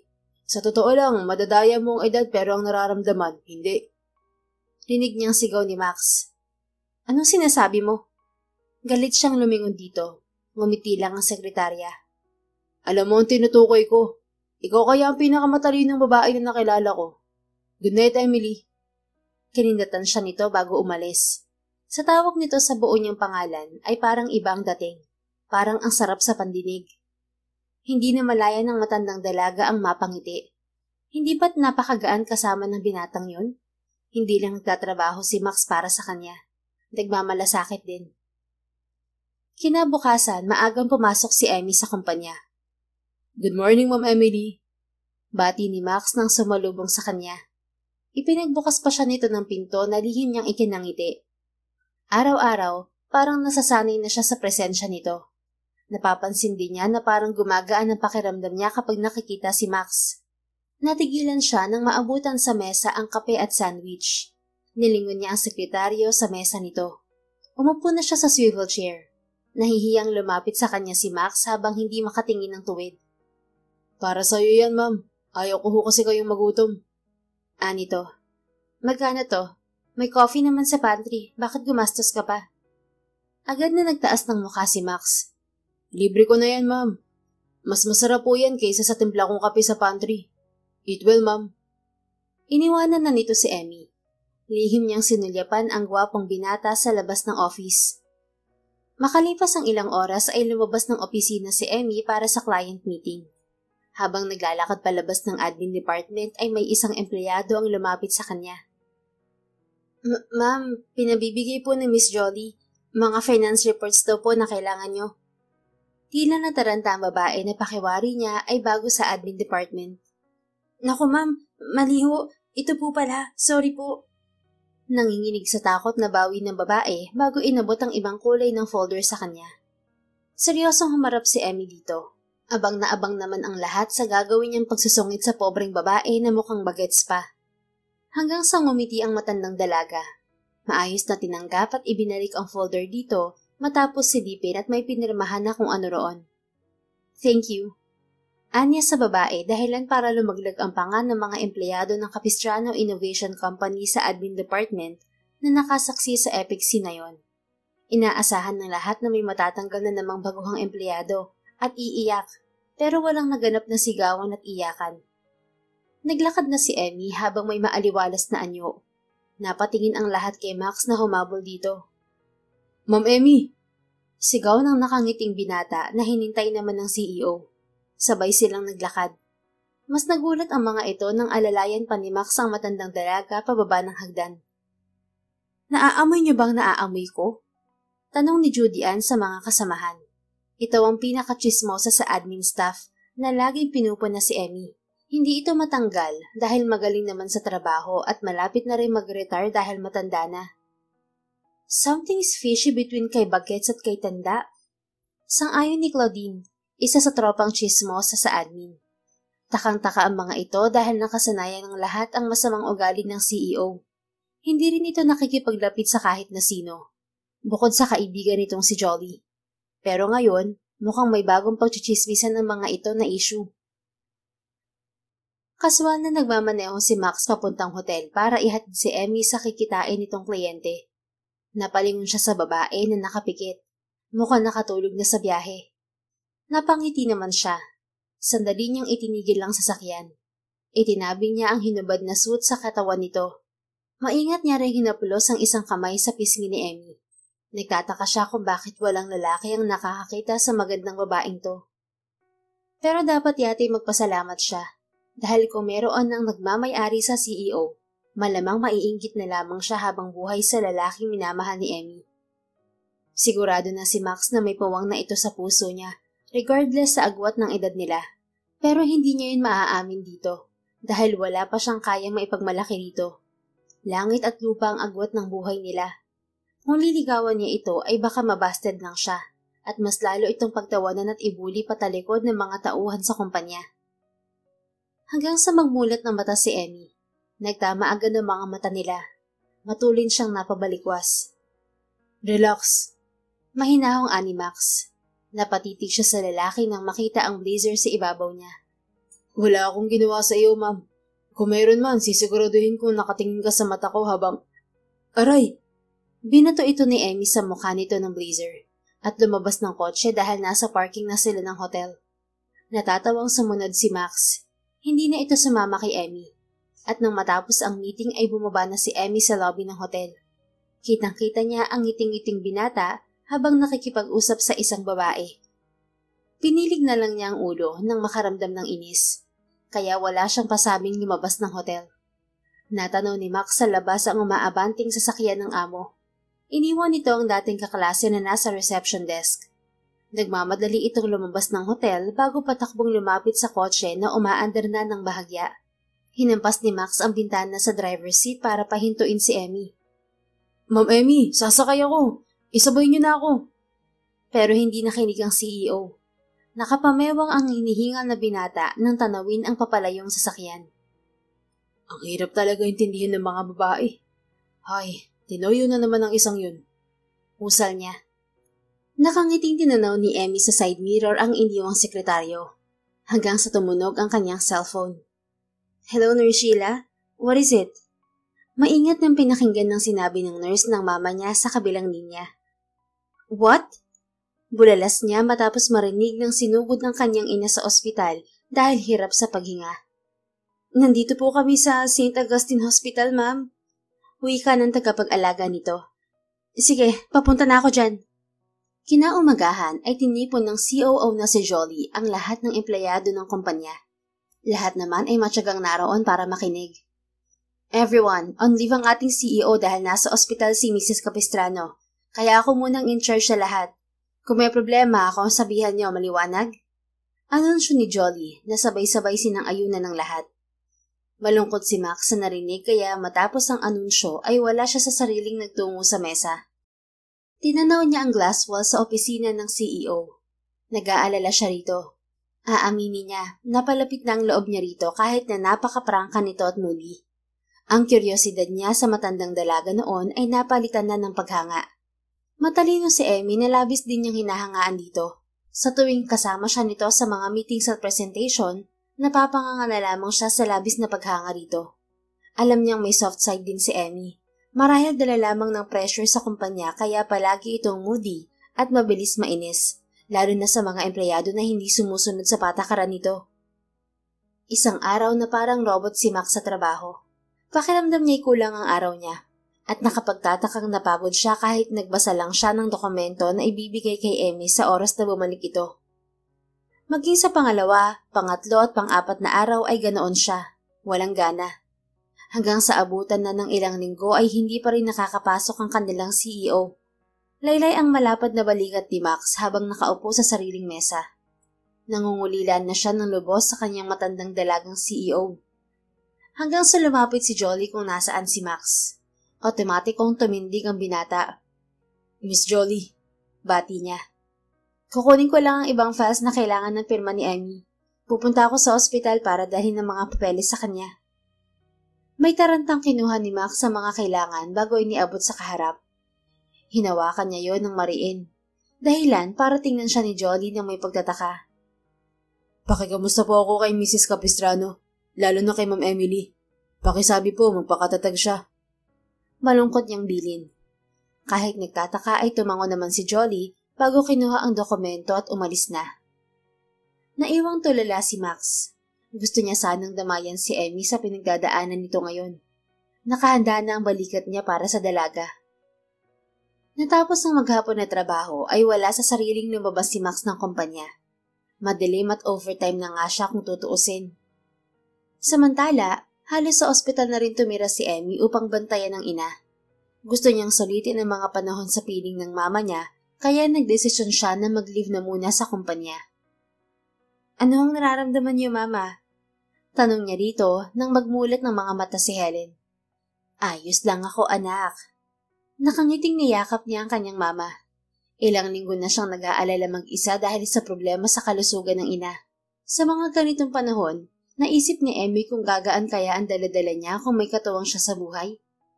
Sa kanyang edad, kinaya niya lahat ng klase ng problema.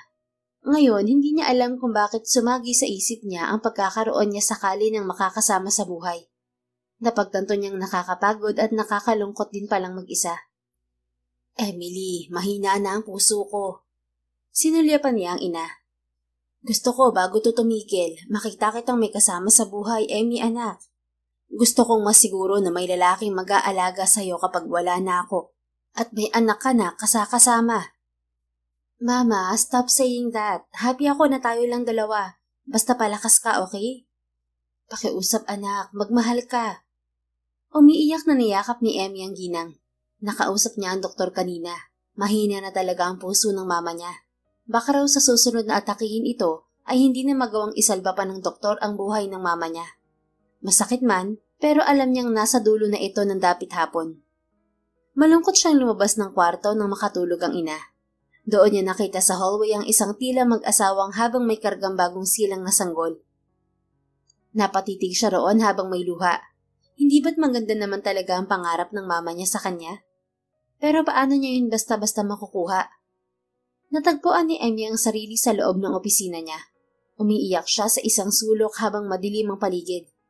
Nakarating siya sa kumpanya na lipad ang isip. Buti na lang at walang night shift sa admin at HR department, kaya mag-isa lang siya roon.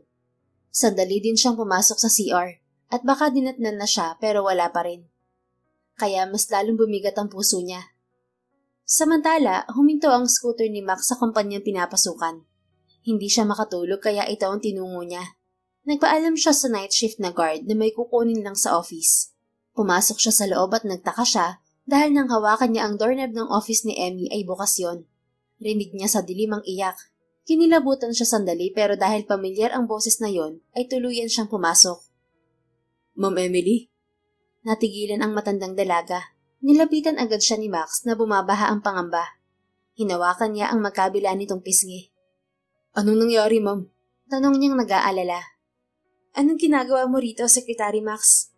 Seryosong balik tanong nito at tumindig. Hindi ako makatulog kaya naisipan ko dumaan dito. Kukunin ko rin sana yung naiwan kong AirPod. I heard someone crying kaya pumasok ako rito. Pagtatapat niya. Umuwi ka na, Max. Gabing-gabi na. Pagtataboy ni Emmy. Sandali, hindi mo ba itatanong kung bakit di ako makatulog? Nahigit ni Emmy ang hininga, bago naramdaman ang dahan-dahang paglapit ni Max. Dahil nag-aalala ako sa'yo, Emily. Shut up! Galit na awat ng CEO nang humarap sa binata. Nagtama ang mga mata nila. Bakit? Anong ayaw mong marinig? Tanong ng nagtitiimbagang na binata, dahilan para matahimik sila. Malaki ang problema ko. Huwag ka nang dumagdag pa, Max. Nakahanda akong damayan at tulungan ka. Hinawakan niya sa kamay si Emmy. Hindi mo ako matutulungan. Walang makakatulong sa akin. Kaya ko, Emmy. Paano? May ilang segundo silang nagkatitigan. Sige nga, paano mo ako matutulungan, Max? Hamon nito. Hindi nakaimik si Max. Alam mo bang ang tanging hiling ng mama ko bago siya mawala sa mundo ay magkaroon ako ng asawa at anak? Saan ako basta makakakuha ng ganon? Sinong lalaki ang papato sa babaeng magbe-menopause na? May mga luha nitong tanong sa lalaki. Ako. Napakurap si Emmy. Lumapit lalo dito si Max. Ako, tutulungan kita, Emmy. Ibibigay ko ang sarili ko sa iyo at isang sampal ang nagpatahimik sa binata. Hindi mo alam ang sinasabi mo, Max. Hindi to basta sales talk lang sa mall. Hindi makapaniwala ang anito. Still, kaya kong ibigay ang hiling ng mama mo. I can be your husband and we can have a child. Maximilian, nag-iisip ka ba? Hindi laro pinagdadaanan ko. Pakiusap, huwag ka nga kasing dumagdag. Emmy. Akma siyang hahawakan nito. Get out! Bakit ayaw mo sa akin, Emmy? Dahil mahirap ako, ganun ba? I said get out, Max! Napatiimbagang si Max. Labag sa loob niyang lumabas. Naiwang mag-isa ang umiiyak na si Emmy. Naiinis siya dahil hinarangan na ni Emmy ang pagitan nila. Ayaw siya nitong bigyan ng chance na damayan ito sa mga suliranin nito. Kinaumagahan, pumasok pa rin si Max sa trabaho. Huminto siya sa paglalakad sa tapat ng opisina ni Emily. Naaalala niya ang pag-alok niya ng sarili dito kagabi. Dapat ipinagtapat niya ang nararamdaman dito. Dapat sinabi niyang mahal niya ito para nabawasan na rin ang itinatago niya. Napalingon siya nang marinig ang takong na mabilis ng paglalakad. Naroon ang kaibigan ng kanilang CEO. Ma'am Jolly, good morning po. Huminto ito at bumaling sa kanya. Ano po ang nangyari? Tanong ni Max nang maaninag ang kabasaan yun nito. Yung mama ni Emmy, nasa critical condition daw. Saan po kayo pupunta ngayon? Sa ospital. Ma'am, pwede po bang sumama? Wala naman po akong gagawin ngayon. Sige, tara. Mabilis lang silang nakarating sa ospital. Si Max na ang nag-drive ng isa sa company car. Nagyakap agad sina Jolly at Emmy nang magkita sa loob ng ospital. Pero napatingin agad ito kay Max. Gusto kasing sumama ni Max. Sambit agad ni Jolly. Ang putla mo, bestie. Umuwi ka kaya muna. Suwestyon ni Jolly. Paano si Mama? Ako na ang bahala sa kanya. Tatawagan kita if something happens. Sige na, magpahinga ka muna. Ihahatid na kita, ma'am. Singit ng binata na kanina pa nasa likod ng dalawa. Nang sagyapan ni Emmy si Max, pakiramdam ng CEO ay gumaan ng kaunti ang dinadala nito. Kaya tumango ito bilang pagpayag. Lumapit naman ang binata. Inalalayan si Emmy na maglakad palabas ng ospital. Tahimik sila nang magbiyahe patungo sa bahay ni na Emmy. Nang makarating hanggang sa loob ay hinatid ito ni Max. Muntik nang mawala ng balanse si Emmy nang marahang bitiwan ng binata. Otomatiko naman itong sinalo ni Max. Saan ang kwarto mo? Seryosong tanong ng binata. Dama ni Emmy ang palad ni Max sa likod ng bewang nito. Naroon ang kakaibang pakiramdam na ibinigay ni Max. Hanggang sa makarating sila sa silid ng CEO. Nang makaupo sa kama ay humarap si Emmy sa sekretaryo. Salamat nandito ka. Nakatitig sa mga matang wika nito. Sa ilang linggo nitong hindi nakita si Max, ay parang gusto nitong pagmasdan ngayon ang binata. Para mabawasan ang hindi nito malaman na nasa puso. Yumuko ang binata kay Emmy. Kapag para sa'yo, lagi ako nandito, Emmy. Napakurap ito habang may luha. Damang-dama nito ang kasiguraduhan sa sinabi ni Max. Hanggang sa ilagay ng lalaki ang isang kamay sa ilalim ng baba ni Emmy.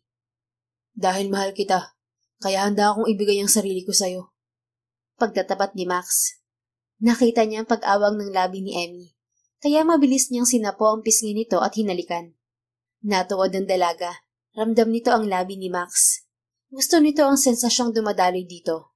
Mas lumalim ang halik nila, dahilan para mapatianon si Emmy. Hindi na ito magkukunwari pa. Kung anong nararamdaman ni Max, ay ganoon din ang nasa puso ng CEO. Nang maalala ni Emmy ang agwat ng edad nila, ay pilit nitong inilayo ang labi sa lalaki. Malito, Max. Mas matanda ako sa'yo. Kailan pa namili ng edad ang puso, Emmy? Nakatitig siya sa mga mata ng dalaga. Kailan pa yan nagtanong ng edad na pwede lang mahalin? Pumatak ang luha ni Emmy sa ibinibigay ng pag-asa ng binata. Kailanman, hindi namili ang puso ng mamahalin, Emmy. Sa'yo ito pumipintig, kaya ito ang susundin ko. Muli niyang hinalikan si Emmy. Sa pagkakataon na yon ay hindi nito kayang lumaban. Dahil alam ni Emmy sa sarili na minamahal rin ito si Max. Bumagsak sila sa kama at tuluyan nang isinuko ni Emmy ang pagkababae na 45 taon nitong iningatan. Pero gayon pa man ay wala siyang nakakapang pagsisisi. Kasiyahan ang nararamdaman niya sa mga oras na yon. Kinaumagahan, seryoso ang anyo ni Max habang nasa braso niya ang tulog na si Emmy. Kailanman ay hindi siya naging ganito kasaya sa buhay niya. Hinalikan niya ang ulo ng dalaga, dahilan para magmulat ito. Ngumiti siya dito habang magkatabi at magkayakap sila. You're mine now, Emily. Mayabang na wika ni Max. Sinuntok siya ng dalaga sa tiyan bago bumangon. Kailangan ko nang bumalik sa ospital. Ihahatid na kita dun. Sige, pero mag-breakfast muna tayo. Hindi na tayo nakakain kagabi. Ipagluluto kita. Presenta ni Max. Wag na, may mga kasambahay naman. Mag-ayos ka na lang, mag-shower ka. No, ipagluluto muna kita. Si Max din ang nasunod at nagluto ng agahan. Sabay silang kumain bago parehong nagtungo sa ospital. Agad kinausap ni Emmy ang doktor ng ina nang makarating sila roon. Kamusta si Mama, Doc? Under observation pa rin siya. Naabutan nila ang doktor sa labas ng kwarto ng ina. Napatingin si Emmy sa binata nang hawakan ni Max ang kanyang palad. Dahil doon gumaan ang pakiramdam niya. Matapos makausap ang doktor ay lumabas sila ng ospital. Tumapat sa kanya si Max na may ngiti. Magiging maayos ang mama mo. Maniwala ka. Anito. Sana nga. Anyway, we have to go to the company. Iiwan ko muna si Mama sa private nurse niya. Pag-iiba ni Emmy sa usapan. Yes, ma'am. Mahigpit ang magkahawak nilang kamay nang maglakad patungo sa parking lot. Nang makarating sila sa labas ng building ay bumitiw si Emmy kay Max. Bakit? Tanong ng binata. Alangan tinignan niya ang paligid. Baka may makakita sa atin. Hindi nakakibo si Max. Hindi ko pa kayang sabihin sa kanila. Sorry. Naiintindihan ko, Ma'am Emmy. Napangiti siya. Thank you, Max. Unang pumasok si Emmy sa kumpanya. Kasunod naman agad si Max. Lihim ang tingin ng lahat ng empleyado sa CEO. Buong araw ay kasama nila sa pagtatrabaho ang lihim na halik at yakap sa isa't isa. Nang matapos ang maghapon ay sabay silang sumakay sa elevator para umuwi. Nagbitiw sila ng kamay nang bumukas ang elevator. Kaswal silang lumabas pero napataas ang isang kilay ng CEO nang marinig ang ugong ng usapan. Nakatingin sa kanila ang lahat habang pare-parehong may hawak na kung ano. Anong meron? Masungit niyang tanong sa mga ito. Bulungan ng ulit ang umugong. Ano ba yan? Inagaw na lang basta ni Max ang hawak na papel ng isang empleyado. Nakita niyang natigilan ang lalaki sa nakita. What's that? Nagtatakang tanong naman ni Emmy. Nang sumilip siya sa papel, ay agad yung inilayo ng sekretaryo. Wala. Nakita niya ang kabas sa kaharap, kaya wala nang nagawa si Max nang hablutin niya yon. Parang binuhusan ng malamig na tubig si Emmy sa nakita. Litrato nila yun ni Max habang magkayakap. Maya-maya ay may boses na sumira sa katahimikan. Emmy! OMG, you're here! Alam mo na ba yung kumakalat na balita? Sunod-sunod na ani Jolly nang lumapit sa kaibigan. Natigilan din ito nang makitang seryoso ang lahat at ito lang ang maingay. Ma'am, totoo ba na may relasyon kayo ni Max? Lakas loob na tanong ni Judy Ann kay Emmy. Hindi na nito napigilan ang sarili na tsumismis. Kaya ba mabait kayo sa kanya, ma'am? Segunda naman ni Claudine. Talaga bang papatol kayo sa bagets niyong sekretaryo, ma'am? Kastigo naman ng binabaing si Joros. Ikaw naman, Max. Kaya pala sigurado kang magtatagal dito dahil dinediskartehan mo si ma'am. Ani nang dagdag sa grupo ng chismosa ng admin na si Nora. Gusto mo pala ng sugar mommy, kaya pala ayaw mo sa akin? Sayang, type pa naman kita. Wika ng bading na si Joros bago nagtawanan ng mga ito. Anong sabi mo? Inis na tanong ni Max na nais ng banata ng binabae. Seryosong pinigilan ni Emmy ang binata. Siyang humarap sa mga empleyado.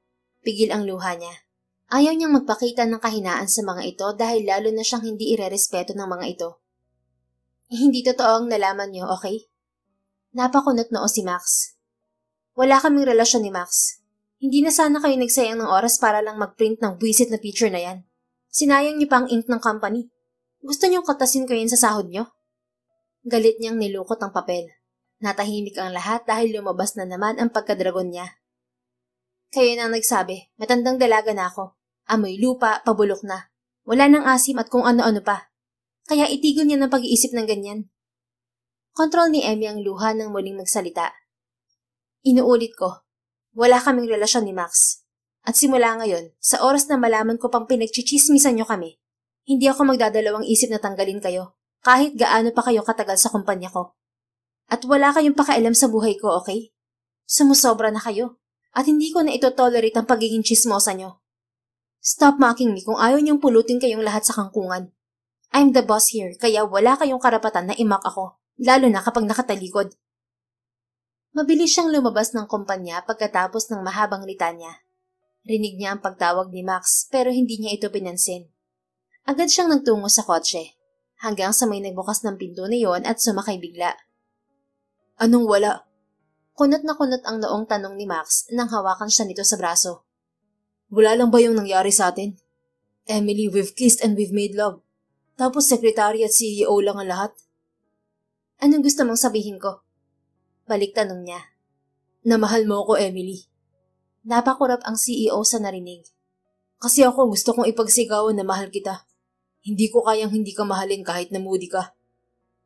Naiiyak na hinawakan ni Emily ang kamay ni Max. Alam niyang tapat at buo ang pag-ibig nito para sa kanya. Pero ayaw niyang pagtawanan ito. Pero anong sasabihin nila, Max? Wala akong pakialam. Bakit ba sila ang iniisip mo? Wala silang pakialam sa mga buhay natin lalo na sa kung anong meron tayo.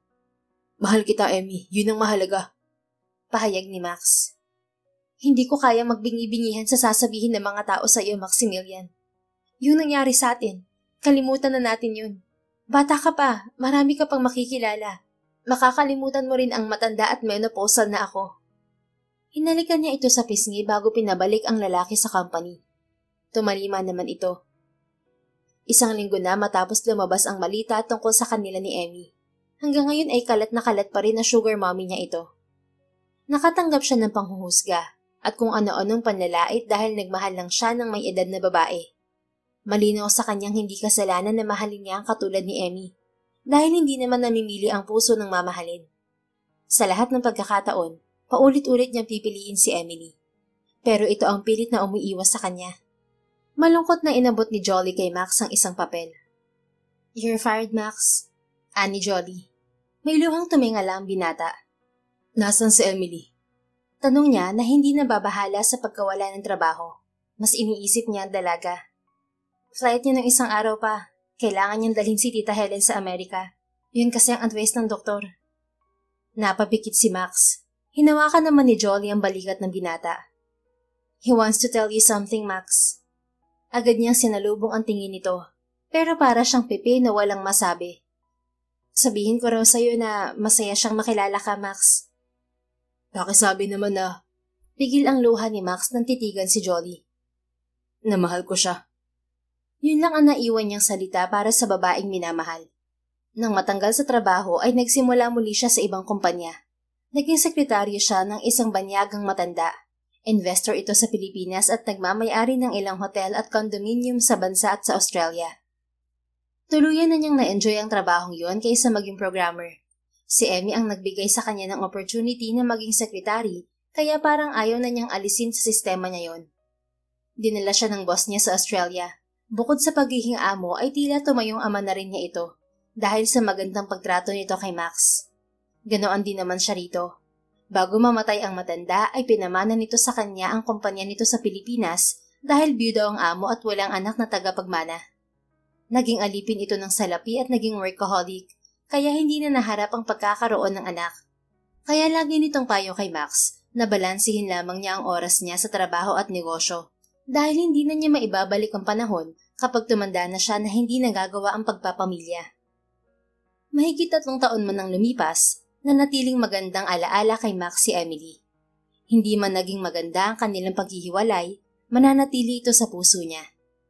Napangiti siya dahil kasalukuyang binabagtas ng kotse niya ang dating kalsada na dinadaanan ng scooter niya noon patungo sa kumpanya na babaeng bumihag sa kanyang puso.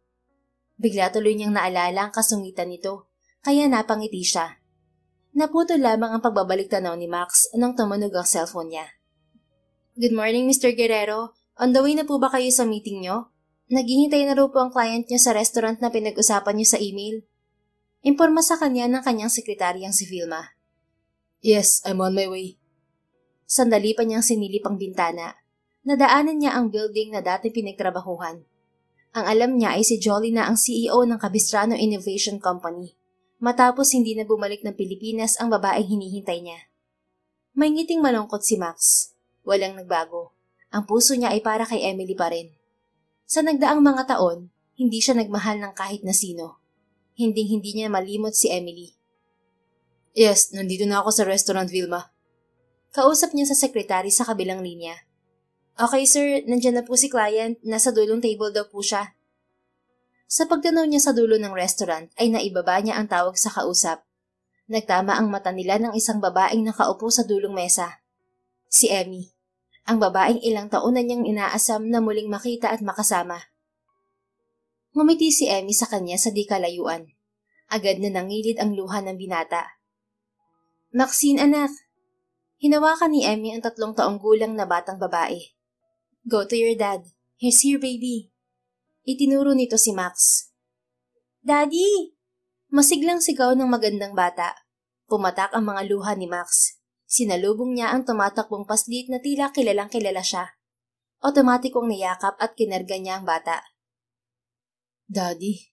Bulong nito. Hindi siya makapaniwalang tiningnan ang palapit na si Emily. "Emmy?" Patanong na sambit niya. Ngumiti ang babae. Tumango ito na tila sinagot ang mga katanungan niya sa isip. Kumpirmado, may anak nga sila ng babaeng pinakamamahal niya. "Noon nakala ko, I'll be alone in this world. Pero dumating ka at binigyan ako ng pag-asa." Wika ni Emmy. Hinawakan nito ang pisngi ng dating sekretaryo at buong pagmamahal na tinitigan. "Forgive me for leaving you, Max. I had to protect you and our daughter. Pero ngayon nakasama na kita, alam kong hindi na ako kailanman mag-iisa." Niyakap niya si Emmy ng mahigpit. Walang puwang ang galit sa kanyang puso para sa babaeng pinakamamahal at ina ng kanyang anak. Nang umalis ito ay mas pinatunayan lang nito ang pag-ibig sa kanya. Alam niyang ayaw lang nitong husgahan siya ng mga tao, pero ramdam niya na mahal din siya ni Emmy. Natakot lamang ito. "Yung pinasasabi mo kay Jolly, pwede bang sa'yo ko yun marinig?" Umiiyak na pakiusap ni Emmy nang magharap silang muli. Tinitigan ito ni Max. "Mahal kita, Emily. Mahal na mahal kita. Mula noon hanggang ngayon, hindi kumupos ang pagmamahal ko sa'yo. Hinintay kita.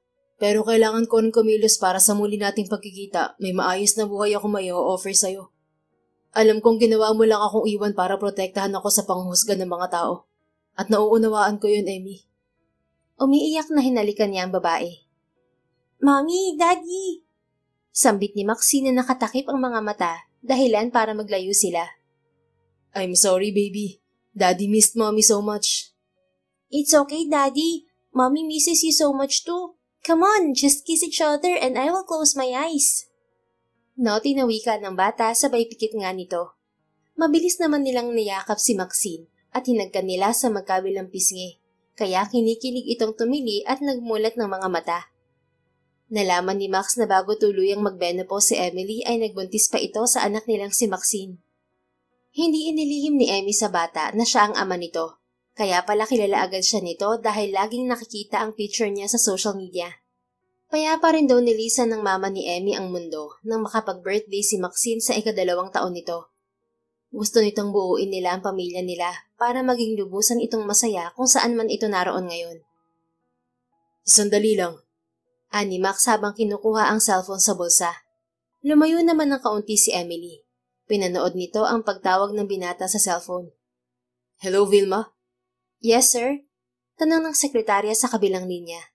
Sinulyapan niya sandali ang mag-ina niya. Isunod mo sa akin ang kahon ng singsing na nasa ilalim ng mesa ko. Right away, okay? Utos niya rito na nakapagpangiti kay Emily. Nang ibaba ang cellphone ay hinarap niya ang babaeng nawala sa kanya ng ilang taon. Hindi na kita hahayaang umalis pa, mahal kong Emmy. Ganun na rin ang anak natin. Then ask me to marry you, Max. Dahil hindi ko rin naman hahayaan na mawala ka sa buhay namin ni Maxine. Wala pa yung singsing, mahal ko. Kahit wala, okay lang. Agap muli ni Emily. Hanggang sa titigan ito ni Max na karga pa rin ang anak nila. Hinawakan niya ang isang kamay ni Emmy. Wala akong singsing na may aalok sa'yo, mahal kong Emmy. Pero habang buhay ang handa kong ibigay sa'yo. So please marry me. Papakasalan kita, Max. May singsing man o wala. Dahil mahal na mahal kita. Agad na nagtagpo ang labi nila habang may luha. Muli ay tumili si Maxine na ikinatawa nila. 30 minutes ang lumipas habang kumakain na sila ay saka pa dumating si Vilma dala ang singsing na matagal nang inihanda ni Max. Dahil naniniwala siya na magkukrus muli ang landas nila ni Emmy. Na nangyari nga kaya agad niyang isinuot sa ngayon ay nobya na niya ang mamahaling singsing. Inuwi na ni Max ang mag-ina niya sa pinatayo niyang bahay. Makalipas ang 2 linggo ay naikasal agad sila. Ngayon wala na silang pakialam sa maririnig sa ibang tao. Malaya na silang pumupunta na magkasama sa kumpanya ni Emmy na hindi iniisip ang panghuhusga ng kapwa. Dahil lang mas mahalaga sa kanila ay nagmamahalan sila at magkakasama na silang pamilya. Alam na ngayon ng puso nila ang totoo. Iniibig nila ang isa't isa, gaano man kalaki ang agwat ng edad nila. The end. If you enjoyed this story, please don't forget to like, subscribe, comment, and share. Your support helps us reach more people and spread the love. Thank you for tuning in, and we're looking forward to seeing you again soon. In the meantime, please take care and may God bless you always.